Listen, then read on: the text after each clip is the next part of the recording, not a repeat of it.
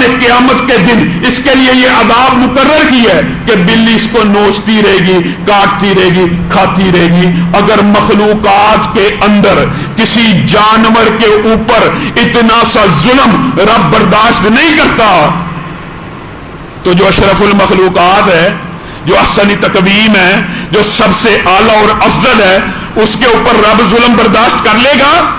یہ کس نے مغالطہ ڈالا ظالموں کو؟ ایک خوشی کی خبر بھی ہے، وہ بھی سن لیجئے۔ اللہ کے فضل و کرم سے حکومت پنجاب نے ہمارے مستقل مطالبے اور علماء حق کے مطالبے کے بعد اس بات کا فیصلہ کر لیا، ایس او پیز میں تبدیلی کر لی۔ ظلم ہو رہا تھا، بربریت ہو رہی تھی، اسلامی شاعر کا جنازہ نکالا جا رہا تھا، اس کے خلاف آواز کو بلند کیا۔ جنہوں نے بھی کیا، آپ سب بھی مبارکباد کے مستحق ہیں۔ سوشل میڈیا پہ میرے ساتھی، میرے نمازی، میرے رفقا، میرے دوست جنہوں نے اس آواز کو اٹھایا کہ یہ جو میت ہے کرونا کی، غسل دینا اس کا بھی حق ہے، جنازہ پڑھنا اس کا بھی حق ہے، اس کو لوارث نہ چھوڑا جائے۔ بالآخر حکومت نے ہمارے مطالبے کو قبول کیا اور کیا کہا؟ اب ورثاء غسل بھی دے سکیں گے، جنازے میں شریک بھی ہو سکیں گے، چہرہ بھی دیکھ سکیں گے، اسلامی شاعر کے مطابق جنازہ ہوگا، ان کو دفن کیا جائے گا۔ لیکن یہاں پہ رکیے میرے بھائیوں، ہم نے یہ آفر بعض نام نہاد لبرلز، جب ہم نے کہا میت کو نہلایا جائے، مولوی صاحب آپ نہلائیں گے؟ ہم نے کہا ہم نہلائیں گے، جس کا جنازہ کوئی نہیں پڑھے گا ہم اس کا جنازہ پڑھیں گے۔ اور اللہ کے فضل و کرم سے قرآن و سنہ موومنٹ کے لڑکوں نے، ہمارے رفقا نے صرف ضلع لاہور کے ارد گرد، یعنی ضلع شیوپورہ، شدرہ، بیگم کوٹ، لاہور، گردونوا کے اندر 236 سے زائد میتوں کو غسل دیا، ان کے جنازوں کو پڑھا۔ جن میتوں کے پاس ان کے بیٹے نہیں تھے آ رہے، جن کے خامند نہیں تھے آ رہے، جن کی بیویاں نہیں تھی آ رہی، ان کو ہم نے غسل بھی دیا، ان کے جنازے بھی پڑھائے۔ لیکن ابلاغ میں شاید کچھ غلطی رہ گئی۔ کیا آپ لوگوں نے سمجھا یہ غسل دینے کے لیے؟ نہیں، یہ ہم نے تحریک اس لیے چلائی تھی کہ آپ کے دل سے اس بیماری کا خوف نکلے، آپ خود اپنے پیاروں کو، اپنے لواحقین کو غسل دیں۔ لوگوں نے دن رات فون کر کر کے ہم نے ویلکم کیا، جو استطاعت تھی صرف لاہور کے گرد و نواح میں 236 سے زائد کورونا میتوں کو غسل دیا۔ اس مرکز کے تفصیل میت کے کمرے کے اندر 10 سے زائد کورونا میتوں کو غسل دیا گیا۔ لیکن یہ غسل اس لیے نہیں تھا دیا جا رہا کہ آپ صرف ہمیں کال کریں۔ آج حکومت نے اگر اب آپ کو اجازت دے دیا، پاکستان کے اندر جہاں جہاں قرآن و سنہ موومنٹ کے لڑکے ہیں، میں ان کا بھی شکریہ ادا کرتا ہوں اور حکومت کا بھی شکریہ ادا کرتا ہوں کہ بالآخر انہوں نے اجازت دے دی ہے۔ اب اجازت مل گئی ہے نا، اب آپ نے غسل دینا ہے ہمارے کسی لڑکے کو۔ الحمدللہ پوری ٹیم کے اندر جو غسل دیتے تھے ان میں سے ایک بھی اللہ کے فضل و کرم سے لقمہ اجل نہیں بنا۔ آپ اس خوف کو اب نکال دیجیے، اور بیماری کا خوف اللہ کے فضل سے کم ہو رہا ہے۔ ہمارے یہاں پہ میرے نمازی بھائی بیٹھے ہوئے، کئی نمازی، اجاز بھائی، اسد اللہ بھائی، کئی نمازی، ان کو بیماری ہوئی، خوف نہیں طاری کرنا، اللہ کے فضل سے صحت یاب ہو گئے۔ اور اگر خدا نہ خواستہ کسی پیارے کا کوئی عزیز دنیا سے چلا جائے، اب آپ نے اس کو خود غسل بھی دینا ہے، اس کا جنازہ بھی پڑھنا ہے انشاءاللہ۔ آج جمعے کے بعد اس عرصے کے دوران جو ظلم و بربریت ہوتی رہی، جن کے صحیح معنوں میں جنازے ادا نہیں ہوئے، ان کا مشترکہ غائبانہ جنازہ بھی ہوگا۔ ہمارے سردار صاحب بیٹھے ہیں، ان کی کزن فوت ہوئی، ان کا جنازہ بھی ہو گیا۔ ہماری ایک نمازی ہے، انہوں نے کال کی، کیسے کیسے لوگ ہیں، جنازے بھی پڑھنے نہیں دیے گئے کہ ان کی والدہ فوت ہو گئی صحیح طریقے سے، آخری رسومات اور اسلامی شاعر کے مطابق ان کو ہم رخصت نہیں کر سکے۔ انشاءاللہ ان کا بھی جنازہ ہوگا، سب میتوں کا انشاءاللہ جن کی تغسیل اور تدفین میں کوتاہیاں ہوئی، ہم کوشش کریں گے کہ ان کا جمعے کے بعد غائبانہ نماز جنازہ ادا ہو۔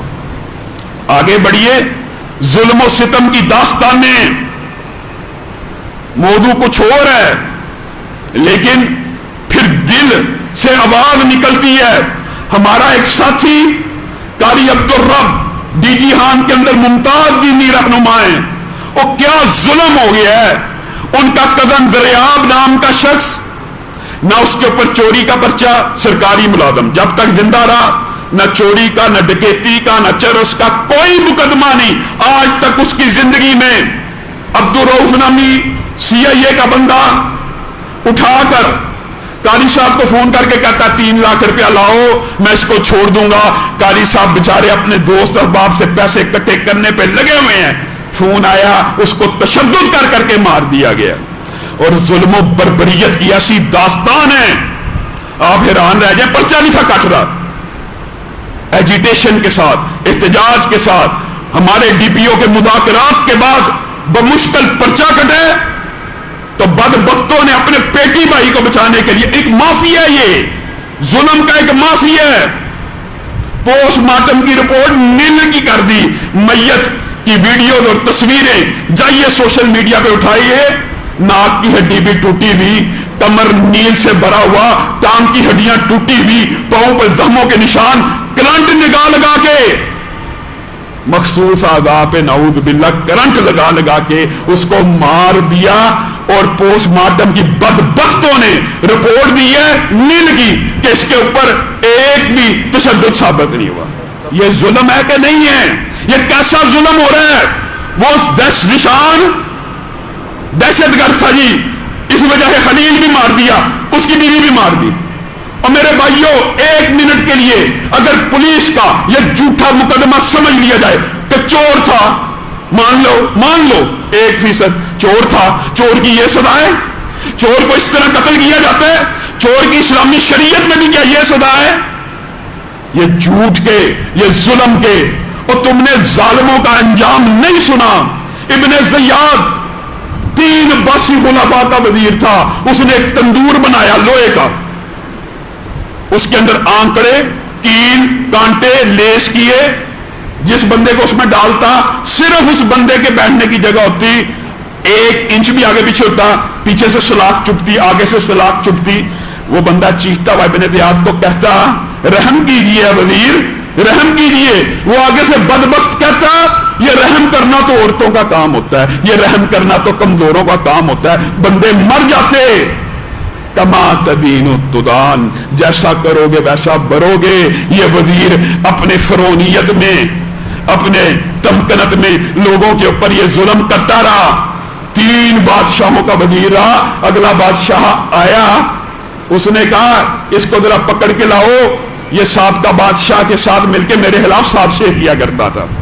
تندور بھی وہی لایا گیا جو خود بنایا تھا، بادشاہ نے اس کو بھی اسی تندور میں ڈالا۔ ابن زیاد وہی الفاظ دیکھیے، کئی مرتبہ اللہ کا قانون کیسا انتقام کا حرکت میں آتا ہے، لفظ بھی وہی، مقام بھی وہی، جواب بھی وہی۔ ابن زیاد کہتا ہے بادشاہ کیا ہو گیا، میں آپ کا وزیر رہا ہوں، مجھ پہ رحم کیجئے۔ بادشاہ جواب میں کیا کہتا ہے؟ بادشاہ جواب میں مورخین نے لکھا اللہ کی قسم وہی الفاظ کہتا ہے، رحم کرنا تو عورتوں کا کام ہوتا ہے، رحم کرنا تو کمزوروں کا کام ہوتا ہے۔ ابن زیاد پھر اسی تندور کے اندر مر گیا۔ اور ظلم ایسی چیز ہے، اسی لیے یہ جو اقوال حضرت علی سے منسوب ہے نا، کفر کی حکومتیں چل جاتی ہیں، ظلم کی حکومتیں نہیں چلتی۔ وہ ایک سیاہ فام امریکہ میں ایک پولیس کے ہاتھوں موت ناحق ہوئی۔ آپ کو پتہ ہے نا امریکہ کے اندر جو اعداد و شمار ہے، سچے ہیں جھوٹے یہ بات کی بحث ہے، 1 لاکھ سے زائد کرونا میں اموات ہوئی ہیں۔ ایک موت خون ناحق سیاہ فام کا ہوا، پورا امریکہ احتجاج کے لیے نکل آیا، نہ کرونا سے ڈرا نہ بیماری سے ڈرا، ملینز کا اجتماع بغیر ماسک کے کندھے کے ساتھ کندھا ملا کے اس مظلوم کے حق میں کھڑے ہو گئے۔ کافر ملک جن کو تم کافر کہتے ہو، یہ اسلامی ملک ہے، یہاں پہ ایک دینی شخصیت کے قدم کو صرف اس بنیاد کے اوپر عبدالرؤف صاحب کے میرے دوست کو اس نے تنگ کیوں کیا ہے، اس کو تشدد کر کے مار دیا جائے، پورے پاکستانی معاشرے پہ کوئی جو نہیں رینگتی۔ آئے میرے بریلوی اور دیوبندی بھائی بھی اس احتجاج میں شامل ہوں، اللہ کی قسم دین پسند اور داڑھی والا بھی انسان ہوتا ہے، تمہارا دل کرتا ہے کیا جرم تھا ذیشان کا، سانحہ ساہیوال کے سارے ملزم آزاد ہو چکے ہیں، اگر تم نے ان کو کافر کردار تک پہنچایا ہوتا تو یہ عبدالرؤف کو جرأت نہ ہوتی کہ ذریعہ کو اس طرح شہید کر دے. آپ سب نے اس کے لیے بھی صدائے احتجاج کو بلند کرنا. وہ غریب لوگ اب ان کو نئے چکر میں ڈال دیا. پوسٹ مارٹم کی رپورٹ نیل آ گئی ہے. اب وہ دوبارہ میڈیکل بورڈ بٹوائیں, دوبارہ قبر کشائی کروائیں. شرم نہیں آ رہی. ویڈیو, تصویریں, ایویڈنس موجود ہے. میت کو جب قاری صاحب کے ساتھ مستقل رابطہ تھا, قاری صاحب کہہ رہے ہیں میت کو نہلا رہے ہیں, اتنا تشدد کیا ہوا ہے. ویڈیو بھی بنائی ہے انہوں نے. ناک سے بھی خون آ رہا ہے, کان سے بھی خون آ رہا ہے, منہ سے بھی خون آ رہا ہے. جسم کا ایک انچ ایسا نہیں جہاں پہ کرنٹ نہ لگی ہو, جہاں پہ لاٹھی نہ لگی ہو, جہاں پہ مارا نہ گیا ہو. اور پوسٹ مارٹم کی رپورٹ نیل آ گئی ہے. یہ وہ ملک ہے جہاں پہ چیف جسٹس شراب کی بوتل پکڑ لے تو یہ پوسٹ مارٹم اور لیبارٹری اور فرانزک والے اس کو شہد بنا دیتے ہیں, اس کو زیتون کا تیل بنا دیتے ہیں. یہ کیا ہو رہا ہے؟ اٹھیے, اس ظلم کے خلاف کھڑے ہونا پڑے گا. اور ظلم کے خلاف اگر آپ نہیں کھڑے ہوں گے تو اللہ کا قانون تو ہے ہی ہے. ڈی پی او صاحب آپ نے پرچہ کاٹا, آپ کے شکر گزار ہیں, لیکن اس ملزم کو آپ نے کیفر کردار تک بھی پہنچانا ہے. حجاج بن یوسف, ایمانداری سے بتائیے, معاہد تھا نا, نیکیاں بھی ہوں گی, قرآن بھی پڑھتا تھا, خدمات بھی ہیں اسلام میں, لیکن سعید بن جبیر اس کے سامنے آیا ایسا, اس نے ظلم کا معاملہ کیا.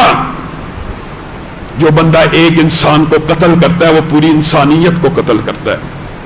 ذریعہ شہید کو بھی قتل کرنے والے نے صرف ایک انسان کو نہیں قتل کیا, پوری انسانیت کو قتل کیا. اور یہ حجاج ابن یوسف کو دیکھیے, کس کو سامنے کھڑا کیا ہوا؟ سعید بن جبیر. جس وقت امت کو سب سے زیادہ سعید بن جبیر کے علم کی ضرورت تھی, اس بدبخت نے اس وقت ان کو شہید کر دیا. اور جب شہید کرنے لگا تو سعید بن جبیر کے منہ سے کیا الفاظ نکلے؟ کہا ٹھیک ہے تو نے لاکھوں لوگوں کو مارا, اور حقیقت میں حجاج ابن یوسف نے 1,20,000 سے زائد لوگوں کو بغاوت کرنے کے اوپر قتل کیا. وہ سمجھتا تھا یہ میرا رائٹ ہے کہ جو ریاست کے خلاف بغاوت کرے اس کو قتل کرتے کرتے سعید بن جبیر کو ہاتھ ڈال دیا. سعید بن جبیر نے کہا اللہ, اے اللہ میں وہ آخری ہوں, اے اللہ تو ایسا کرنا کہ میں وہ آخری شخص ہوں کہ جس کو یہ حجاج ابن یوسف قتل کرے, اور اللہ پھر میرے بعد اس کو کسی کی قتل کی توفیق نہ دینا. اس کے بعد کیا عجیب ماجرا ہوا. حجاج ابن یوسف ادھر سعید بن جبیر کو شہید کیا اور ظلم کیا, اللہ کی قسم ظلم کیا. امت کو سب سے زیادہ اس وقت کے سب سے بڑے عالم کی ضرورت تھی, اس وقت شہید کر دیا جب امت کو اس کے علم کی ضرورت تھی. اور بددعا بھی کیسی لگی. حجاج شہید کرنے کے بعد آج شور ہے, سوتا تھا, ہڑبڑا کے اٹھا, کہا خواب آئی ہے, میں سوتا ہوں تو خواب میں سعید ابن جبیر آئے ہیں, انہوں نے میرے گریبان کو پکڑ لیا ہے اور مجھے کہا ہے بِأَيِّ ذَنبٍ قُتِلَتْ, مجھے کس جرم میں قتل کیا ہے, میرے قتل کا بدلہ دے. حجاج اگلے دن سویا, پھر یہی خواب, 40 دن 40 راتیں ایک لمحہ سو نہیں سکا, ڈپریشن میں, پریشانی میں, انگزائٹی میں. کہتا ہے جب سوتا ہوں سعید ابن جبیر آتے ہیں, میرے گریبان کو پکڑتے ہیں اور کہتے ہیں بِأَيِّ ذَنبٍ قُتِلَتْ, مجھے کس جرم میں قتل کیا. حضرت حسن بصری نے, خواب حجت نہیں ہوتے, لیکن انہوں نے اپنا خواب بیان کیا, کہا مجھے خواب آئی حجاج 40 دن بعد مر گیا, اور سعید کے بعد کسی کو اللہ تعالیٰ نے قتل کرنے کی توفیق بھی نہیں دی. اللہ نے عبرت کا نشان بنا دیا رہتی دنیا کے لیے. حسن بصری کو خواب آئی, کہا میں نے حجاج ابن یوسف سے پوچھا اللہ نے تیرے ساتھ کیا معاملہ کیا, آخر تو نے قرآن کو جمع کیا, اعراب لگائے, تہجد گزار, توبہ کرنے والا, فلاں, آپ کو پتا اس کی خدمات بھی ہیں. کہا وہ خدمات تو ابھی دیکھی نہیں جا رہی, ابھی تو آج تک 1,20,000 مرتبہ ایک قتل کے بدلے میں اللہ مجھے قتل کرتا جا رہا ہے, ابھی تو نیکیاں پڑھنے کی باری نہیں آئی. آپ نے ظلم کو کیا سمجھا ہوا ہے؟ یہ تو انفرادی ظلم ہے. آپ اجتماعی ظلموں کے اوپر نوٹ کیجئے. اللہ کی قسم کئی مرتبہ انبیاء انسانوں کے ہمدرد ہوتے ہیں، انبیاء کا کام انسانیت کو جنت کا راستہ دکھانا ہوتا ہے، لیکن کئی مرتبہ انبیاء کے منہ سے بھی بد دعا نکل جاتی ہے، اور انبیاء بھی کیا اٹھتے ہیں، انی دعوت قومی لیلا و نہارا فلم یزدہم دعائی الا فرارا۔ اللہ 950 برس بیت گئے، میں صبح شام دوپہر گھر گھر گلی گلی چوک چوک ہر رستے کے اوپر کھڑا ہو کے ایک ایک بندے کو پکار رہا ہوں، آ جاؤ جہنم سے بچ جاؤ، آ جاؤ اللہ کی طرف آ جاؤ، آ جاؤ اللہ کی طرف آ جاؤ۔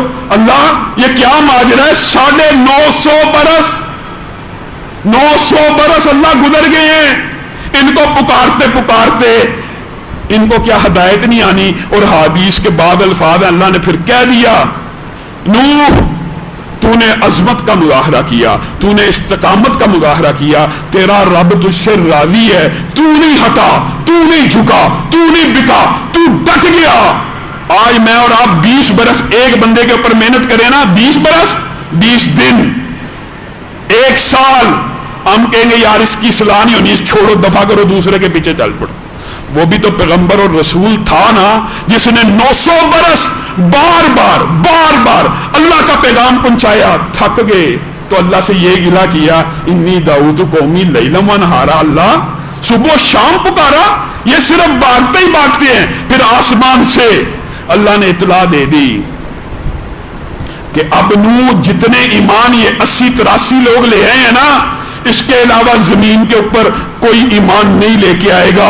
حضرت نوح کو اتنا دکھ ہوا، اتنا ان کا کلیجہ چھلنی ہوا، ان ظالموں کے بارے میں میں اتنا فکر مند تھا، اور اللہ کہہ رہے کہ یہ ایمان ابھی بھی نہیں لائیں گے۔ ربی لا تذر علی الارض من الکافرین دیارا انک ان تذرہم یضلوا عبادک۔ پھر دل سے ایسی بددعا بھی نکل جاتی ہے، چاہے وقت کا پیغمبر اور رسول ہی کیوں نہ ہو۔ ربی لا تذر علی الارض من الکافرین دیارا، اللہ اب کافروں میں سے پوری دھرتی کے اوپر کسی کافر کو زندہ مت چھوڑیے۔ اور اللہ کی قسم یہ نوح کی استقامت کی دلیل ہے، جائیے تاریخ انسانیت میں کسی پیغمبر کی اس طرح کی دعا دکھلا دیجئے اور اللہ تعالیٰ کا اس طرح کا انتقام دکھا دیجئے۔ نوح نے کہا اللہ پوری دھرتی کے اوپر کوئی کافر زندہ نہ بچے، اور یہ جو 80-83 رہ گئے ہیں نیک متقی لوگ، اللہ انہی کی نسلوں کو دنیا میں باقی رکھنا، پھر انہی کی اولادیں اس دنیا میں باقی رہیں، شاید نیک بن جائیں۔ آج دکھ اور افسوس ہے وہ 83 افراد کی اولاد بھی ظالم بن گئی، جن کو نوح نے اللہ سے مانگ کے لیا تھا۔ اور اللہ تعالیٰ نے دعا کو کیسے سنا؟ آسمان سے بارش، زمین سے پانی، سمندروں میں سونامی، ایسا پانی آیا، ایسا پانی آیا، آسٹریلیا سے لے کے امریکہ تک جتنی دھرتی تھی سب پہ پانی آ گیا۔ ان 83 افراد کے علاوہ اللہ نے نوح کی اس پکار اور فریاد کو ایسے قبول کیا، سب کو غرق کر کے رکھ دیا۔ مفسرین نے اس باب پہ بہت لمبا چوڑا لکھا ہے، آپ پڑھیں آپ حیران رہ جائیں کہ زمین کے اوپر جتنے پہاڑ تھے نا، K2 وغیرہ جن کو آج آپ نے دریافت کیا، ماؤنٹ ایوریسٹ، جو سارے پہاڑ تھے، جو دنیا کا سب سے اونچا پہاڑ بھی تھا نا، وہ بھی پانی کے نیچے غرق تھا۔ لیکن ایک پہاڑ ایسا تھا جو بارش کے آثار دیکھ کے، آپ کو پتا نا نوح کا مذاق بھی اڑایا، یہ کشتی بنا رہا ہے خشکی کے اندر صحراؤں میں، یہاں پہ کہاں پانی آنا ہے۔ ایک پہاڑ جودی تھا جو اللہ سے ڈرنا شروع ہوا، اللہ کے سامنے کپ کپانا شروع ہوا، اللہ کے عذاب سے ایسا خوفزدہ ہوا، مفسرین نے لکھا وہ جھکتا چلا جا رہا تھا اور اللہ اس کو اٹھاتا چلا جا رہا تھا۔ سارے پہاڑ پانی میں غرق تھے، ایک جودی کو اللہ نے باہر نکالا، اس کے اوپر نوح کی کشتی آ کے رک گئی، اللہ تعالیٰ نے ان کو بچا لیا۔ یہ اللہ کے عذاب ہیں، اور یہ باپ جانور کے اوپر ظلم، عذاب آئے گا، مخلوق پہ ظلم، عذاب آئے گا، مخلوق کے اوپر ظلم سے قوموں کو، پوری زمین کے انسانوں کو اگر اللہ غارت اور غرق کر سکتا ہے، میں اور آپ، آج بھی تو ایک قوم تھی نا۔ یہ ایک لمبا چوڑا باب ہے، بات کو مختصر کرتا ہوں۔ آج نے تو یہ کہہ دیا ظلم کی انتہا، من اشد منا قوہ، ہم سے زیادہ طاقتور کون ہو سکتا ہے؟ پہاڑوں کو اوزار، چھوٹے موٹے ٹولز کے ساتھ پہاڑوں کو، جن کے لیے ہم ماربلز کو کاٹنے کے لیے اوزار خریدتے ہیں، کٹر، گرائنڈر، وہ چھوٹے موٹے ہاتھ سے بنے ہوئے ٹولز کے ذریعے پہاڑ کاٹ دیتے تھے، تراش لیتے تھے، اتنے طاقتور تھے۔ کہا ہم سے طاقتور کون ہے؟ ظالم بدبخت بھول گئے کہ جس رب نے تمہیں حقیر پانی سے پیدا کیا وہ تم سے طاقتور ہے۔ وَأَمَّا عَادٌ فَأُهْلِكُوا بِرِيحٍ صَرْصَرٍ عَاتِيَةٍ سَخَّرَهَا عَلَيْهِمْ 7 لَيَالٍ و8 أَيَّامٍ حُسُومًا فَتَرَى الْقَوْمَ فِيهَا صَرْعَىٰ كَأَنَّهُمْ أَعْجَازُ نَخْلٍ خَاوِيَةٍ فَهَلْ تَرَىٰ لَهُم مِّن بَاقِيَةٍ۔ یہ جو اپنے آپ کو سب سے طاقتور کہتے تھے، جب اللہ تعالیٰ نے ایک ہوائی بھیج دی، آپس میں ٹکرانے لگے، بیوی بچے آپس میں ایک دوسرے کے ساتھ ٹکرانے لگے، اللہ نے اٹھایا، گرایا، جیسے زمین پہ گرتے تھے گردن جسم سے جدا ہو جاتی تھی، ایسے جیسے کھجور کے تنے پڑے ہوئے ہوں، اتنے طاقتور اللہ تعالیٰ نے ہوا کے ذریعے کاٹ کے رکھ دیا۔ ظلم چل سکتا ہے دنیا کے اندر؟ اللہ رب العزت جو کہا گیا، جو سنا گیا، اس کو سمجھنے کی توفیق عنایت فرمائے۔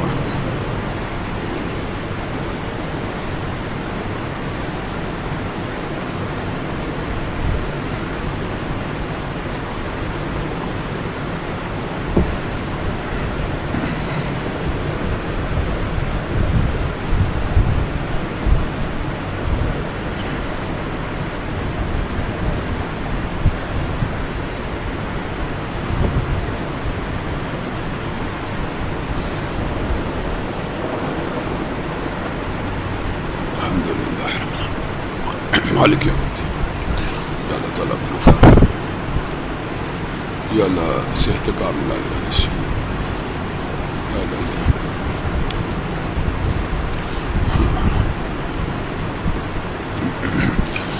ان الحمد للہ نحمده ونستعینه ونستغفره ونؤمن به ونتوکل علیہ ونعوذ باللہ من شرور انفسنا ومن سیئات اعمالنا، من يهده الله فلا مضل له ومن يضلله فلا هادي له، واشهد ان لا اله الا الله واشهد ان محمدا عبده ورسوله، اما بعد فان خير الحديث كتاب الله وخير الهدي هدي محمد صلى الله عليه وسلم، وشر الامور محدثاتها وكل محدثة بدعة وكل بدعة ضلالة وكل ضلالة في النار۔ معزز سامعین گرامی قدر، حقیقت بات یہ ہے کہ کئی مرتبہ میں جو بات کرنے کے لیے، جو بات کی تیاری کر کے آپ کے سامنے آتا ہوں، وہ بات مکمل طور پہ آپ کے سامنے اس طرح صحیح معنوں میں رکھ نہیں سکتا، اور اس کے بہت سے پہلو رہ جاتے ہیں۔ اس لیے کئی مرتبہ ایسا آپ نے محسوس کیا ہوگا کہ جس بات کو شروع کیا جاتا ہے، کئی مرتبہ 2-3 خطبات اسی میں گزر جاتے ہیں۔ اگرچہ میں کوشش کر رہا ہوں کہ انشاءاللہ ہم سیرت کے باب کو دوبارہ شروع کریں، لیکن یہ جو ظلم کا باب ہے یہی اتنا طویل ہے، اس کے بہت سے اینگلز ہیں۔ کوشش کریں گے کہ ہم آئندہ آنے والے خطبے کے اندر سیرت النبی کے باب کو شروع کریں۔ آج آپ کی توجہ جس بات کی طرف مبذول کروانی ہے وہ یہ ہے کہ ہم میں سے ہر شخص اس بات کے اوپر متفق ہے، ہم نے ایک معاشرتی اتفاق کر لیا کہ یار تو کسی کو جنتی نہ کہے، کسی کو جہنمی نہ کہے، فتویٰ نہ دے۔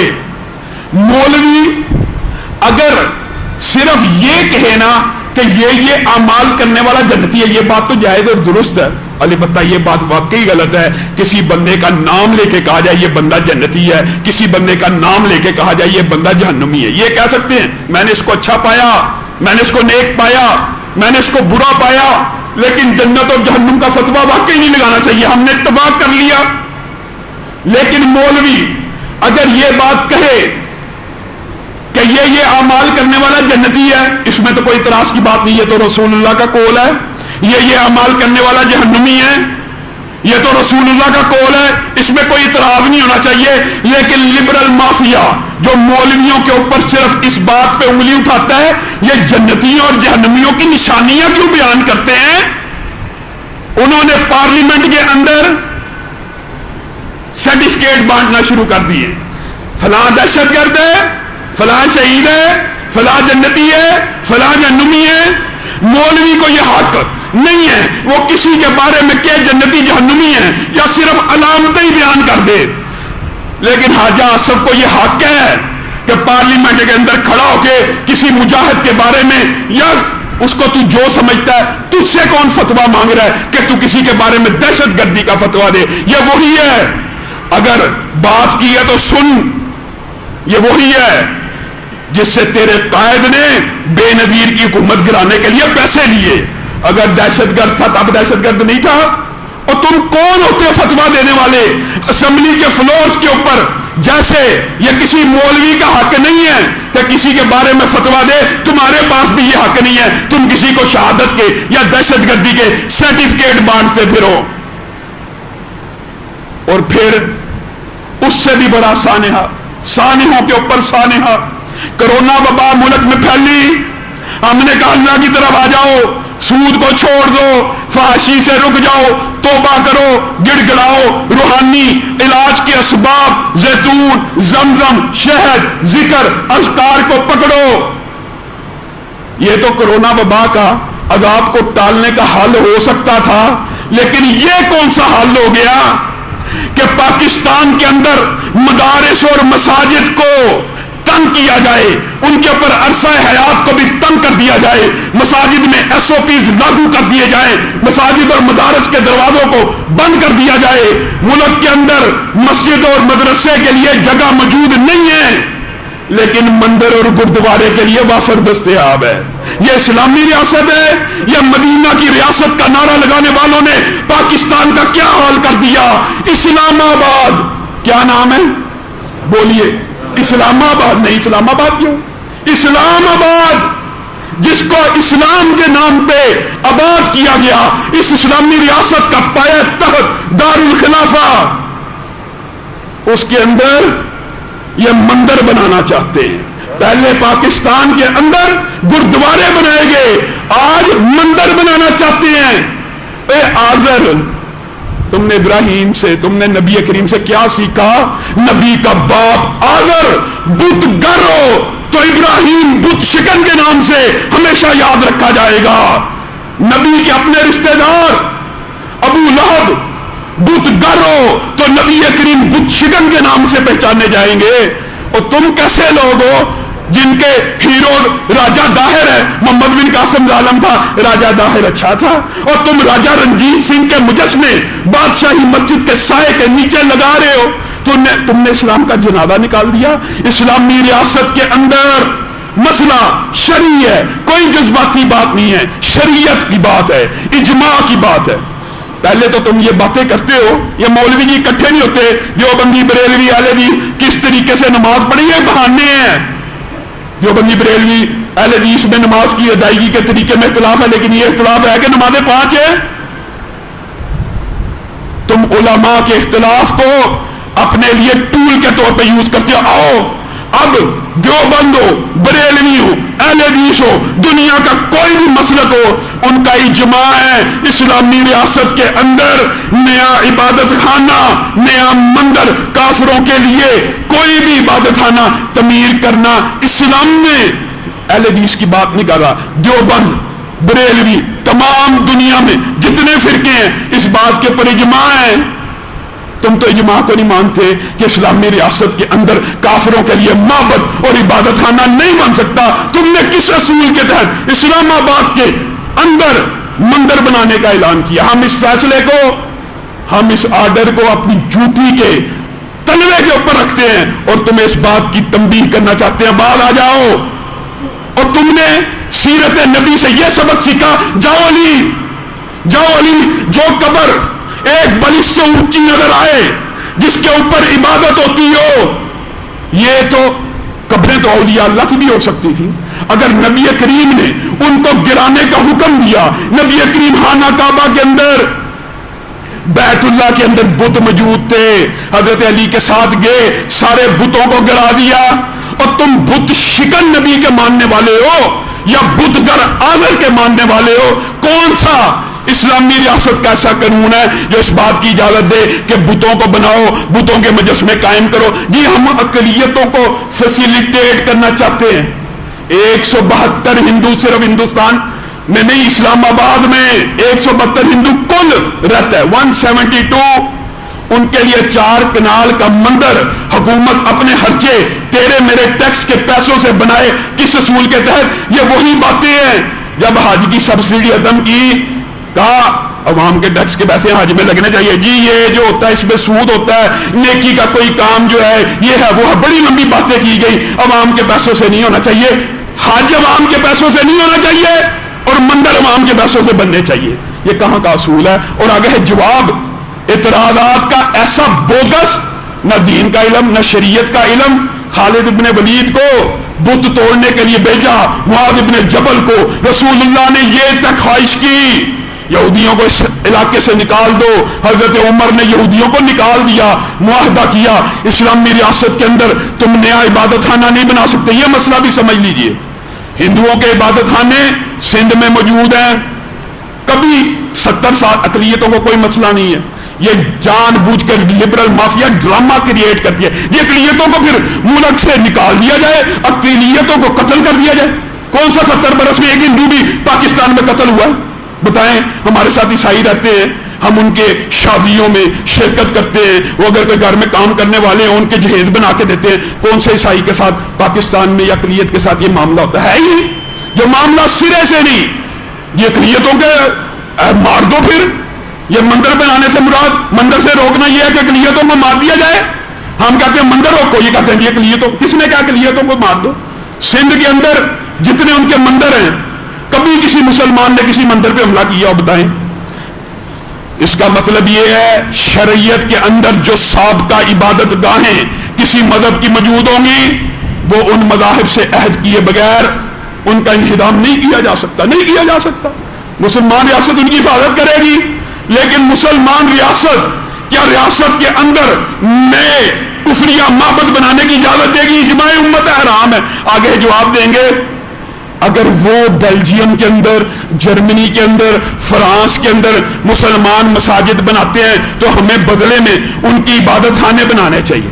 اول بات وہ نہیں بناتے، مسلمان وہاں پہ بھی اپنے پیسوں کی بناتے ہیں، یہاں پہ بھی ریاست بنا رہی ہے، ہندو اپنے پیسوں سے بنائے تو بھی شرعاً جائز نہیں ہے، لیکن 172 ہندوؤں کو 4 کنال کی اراضی اور لال مسجد والے بیچارے جامعہ افسا کے لیے 1 کنال کے پیچھے رو رہے ہیں، وہاں پہ حکومت آپریشن بھی کرتی ہے، بم بھی مارتی ہے، ظلم بھی کرتی ہے، مساجدوں کو مساجد گرا دو، مندر بنا دو۔ کہاں گیا محمود غزنوی کا فلسفہ ستے میں جو سومناتھ کو توڑنے کے لیے آیا تھا؟ وہ ہمارا ہیرو ہے؟ ہیرو نہیں رہا، اب راجہ رنجیت سنگھ ہیرو ہے، اب راجہ داہر ہیرو ہے۔ یہ مسئلہ بھی سمجھ لیجیے جو اعتراض ہے، یہ بات کر کے اپنی بات کو ختم کروں گا۔ یہ جی وہ اپنی علاقے میں بناتے ہیں، آپ یہاں پہ بنائیں۔ پہلی بات یاد رکھیے، دنیا کے اندر جتنی مرضی بڑی سیکولر لبرل ریاست ہو، وہاں پہ بھی قدغن موجود ہوتے ہیں۔ چائنا ہمارا دوست ہے، آپ کو پتا ہے نا، دوست ہے، لیکن چائنا سنکیانگ صوبے میں جو کر رہا ہے یا چائنا کی ریاست کے اندر مسلمانوں کو مسجد بنانے کی اجازت نہیں، ان کا ملک کا لا ہے۔ آپ کو کس نے کہہ دیا کہ ہر سیکولر اور لبرل ریاست قدغن نہیں لگاتی؟ پہلا اس بات کا جواب سن لیں، پھر اگلی بات بھی سن لیں کہ قدغن نہ بھی لگائے تو اسلامی حکم کیا ہے۔ قدغن کون نہیں لگاتا؟ رشیا کے اندر، چائنا کے اندر اپنے آپ کو بڑا مانتے ہیں نا، آپ بھی کہتے ہیں رشیا چائنا جی بڑا ٹھیک ہے، دونوں ملکوں میں مسلمان مسجدیں نہیں بن سکتی۔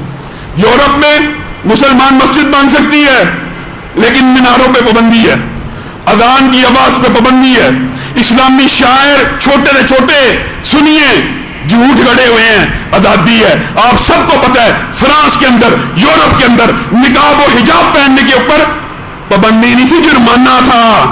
ہر ملک کے اپنے قوانین ہیں، انہوں نے آپ کو یہ تک آزادی نہیں دی کہ آپ نقاب کر سکے، نقاب و حجاب کریں گے جرمانہ۔ یہ تو اللہ تعالیٰ نے ایک اپنا مخلوق کو چھوڑا ہے کہ جس سے سب نقاب کر رہے ہیں، یہ تو اللہ کی مرضی ہوتی ہے۔